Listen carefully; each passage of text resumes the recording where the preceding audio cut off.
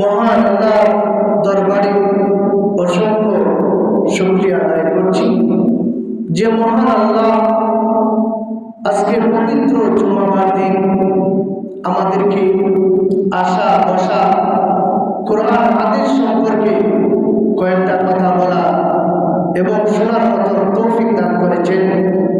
এই জন্য আমরা আল্লাহর শুকরিয়া আদায় করে উচ্চ সুরে বলি আলহামদুলিল্লাহ।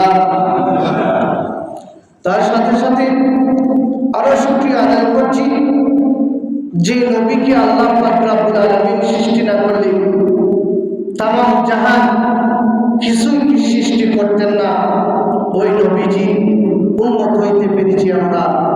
এই জন্য আল্লাহর দরবারে লক্ষ কোটি শুকরিয়া জানাই, আবার বলি আলহামদুলিল্লাহ।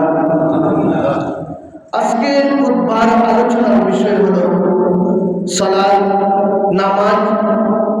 নামাজ সম্পর্কে আজকে আলোচনার বিষয়।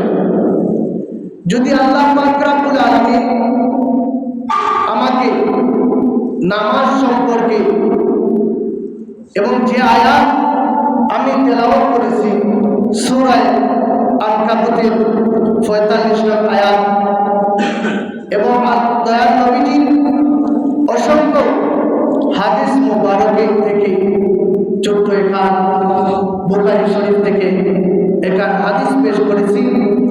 যদি আল্লাহ পাক রব্বুল আলামিন আমাকে এই সাবজেক্ট সম্পর্কে কথা বলার মতো শক্তি দান করেন, তাহলে আপনাদের সামনে তুলে ধরব ওমা তৌফিক ইল্লা বিল্লাহ। আমরা